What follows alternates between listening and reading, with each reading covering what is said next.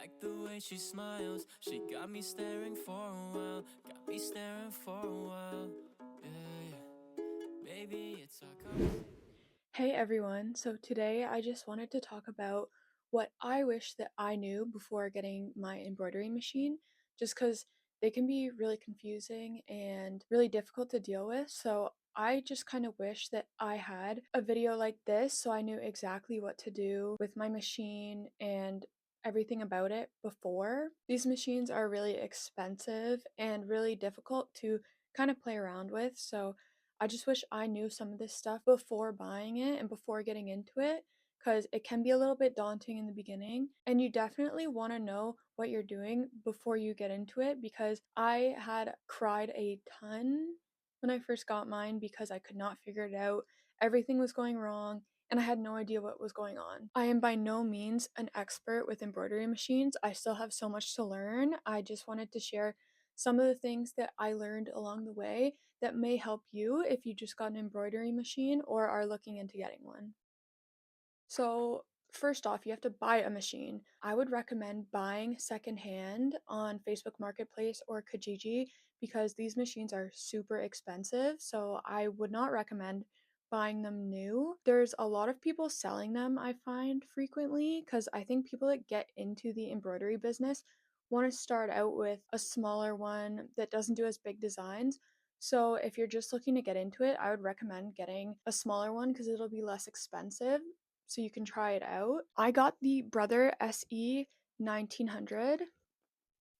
This is a massive machine, and this is it with the embroidery part on it. So I really like this machine because it gave me two hoop sizes, a 4x4 and a 5x7. There is a smaller and less expensive machine, but it only does 4x4. But I wanted to be able to do bigger designs so I could do like a sweater or something. I also really loved that this machine can also sew and has a ton of settings on it. I haven't really used it to sew though because I have my other machine that I'm just more comfortable with. But if you're new to sewing and embroidery and want to try out both, I think this is a good machine because it can do both sewing and embroidery, which is really cool. One of the most important things is the thread. I am mostly a sewer, and I just assumed that, like sewing, it would only require one thread, and you would wind the bobbin with that and then use it for the bobbin and the top thread. That is not the case, and I made this mistake not looking into it before, so this will not work well. I don't recommend it. I had a lot of issues with bunching up below the fabric. So a lot of my issues would result in kind of a ton of fabric bulging at the back. It's hard to see, but this is like all coming out, and this is just not how it should be. It should be flat. So you actually need a separate bobbin thread that is specific for the bobbin only. The top and bottom threads are actually a different weight. I don't know exactly why it needs to be this way. I'm sure there is a reason, but I didn't know this. So make sure that you're buying bobbin thread and your embroidery thread. I bought all my thread from Amazon, so I will link all the thread that I bought specifically below. But this is one of the embroidery thread, and it is a 40 weight embroidery thread. I got a massive pack with like every color under the sun, and I would recommend that if you want to get into it so that you have all the colors you need. This is like not even close to half of the embroidery thread that I have. Now for the bobbin thread, it is a 60 weight, and I got some big spools, and I got white, and I also got black just because I thought most of my designs would probably be on white or black hoodies. So I thought that these would be best for obviously being on the back on the inside of the sweater, and it would blend in a little bit more. I got these on Amazon. Make sure you use these. And I actually wind the bobbin with this on the machine myself, but some people will buy pre-wound bobbins. I just like to do it myself, and I want to have a massive roll that I can just keep doing on my own instead of having to constantly order pre-wound bobbins, which I'm sure are also more expensive than just buying these rolls. So, next part that's super important is you need a stabilizer for your embroidery. You need to stabilize your design while it's being embroidered. So, you need a stabilizer. There's different types. This is the first one that I got, and this is a tear away stabilizer. And I got this more because it is much easier just to be able to tear it away after the design is done. And a lot of people do like this one, but I didn't love it because I didn't think the designs were working. Now, maybe I was making my own mistakes and the stabilizer would be fine, but I just wasn't liking the results that I was getting with it. So I actually ordered another kind of stabilizer. So this is a big roll of the cutaway stabilizer, and it's a bit more heavy duty than the tearaway. And you obviously have to cut it after you're done the design. But I just found that this was much sturdier, and I liked that I could cut it to the desired size that I wanted. I usually cut it a bit larger than the hoop just because I want this to be fully stuck in the hoop. Just because I find it helps stabilize the design better that way, and then I just cut away the excess after. I like this way more than the tearaway, but ultimately you can try out both and see which one you prefer. I also got it in white so that I can have a light and a dark stabilizer depending on the color that I'm using, because if I have a white sweater, I want to use the white. Black sweater, I'm going to use the black. Something that I find really helps with the stabilizer is getting a temporary adhesive.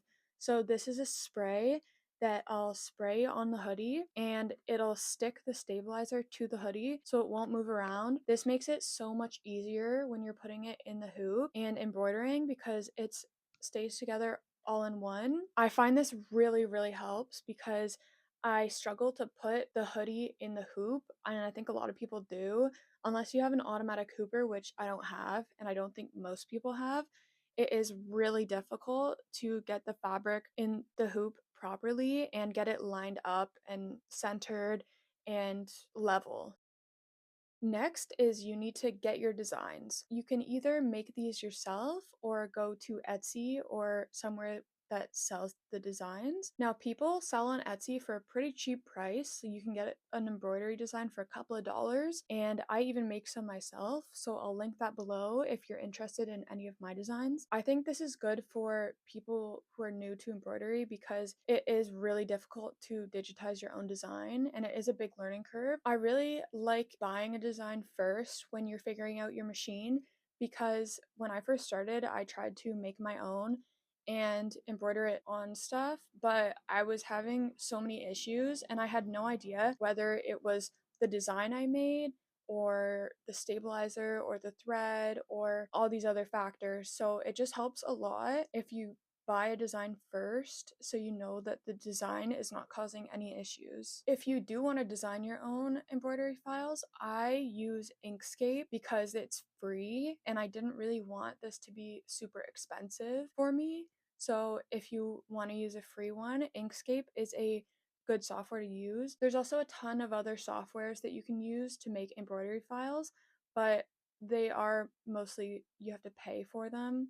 So I just didn't want to go that route, but if you're comfortable paying for a software, then they're probably way better. I would recommend for learning to make your own designs to watch tutorials, whether it be Inkscape tutorials or whatever software you decide to use. It really helps if you watch other people do it and follow along and learn that way. And there's some really good tutorials out there. That's how I learned to use Inkscape is I watched a ton of videos on it. Once you have your design, you're going to need to get it on your machine. Now, I'm not sure if some can do this electronically through your computer or iPhone, but mine needs a USB stick.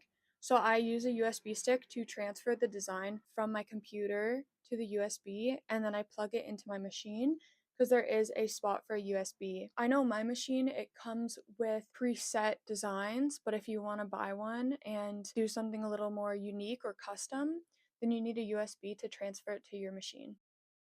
Once you have all your supplies, I really recommend learning your machine before you decide to embroider on a sweater or an item because you really don't want to pay for something that you are going to embroider on and then have it get messed up just because you don't know what you're doing. I did this in the beginning and obviously I was really disappointed, so learn from my mistakes. I used test fabric and I would do test designs. I'd practice threading the machine, winding the bobbin, making sure it was all set up, and once you get it to work properly on spare fabric, then you're going to be good to go and more comfortable doing it on a t-shirt or a hoodie. You're also going to want to make sure that your tension is good because the tension can really affect how the design comes out. If your tension is too loose, then you have too much thread from the top being pulled down, and if it's too tight, then you're going to have the bobbin thread being pulled up and it's going to show through, which you don't really want. So what I like to do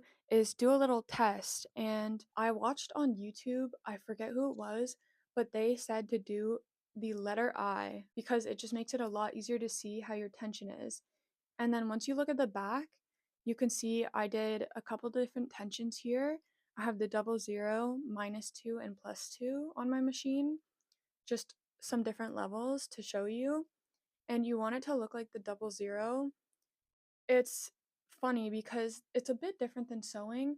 I find you want to make sure that you have a good amount of your top thread showing on either side when you're embroidering. Now, if you're a sewer like me, I thought you'd want it to be even on each side, but then you have your bobbin thread coming up and you can see a bit of black peeking through in the design, which you definitely do not want. So I definitely recommend to play around with your tension before starting a design.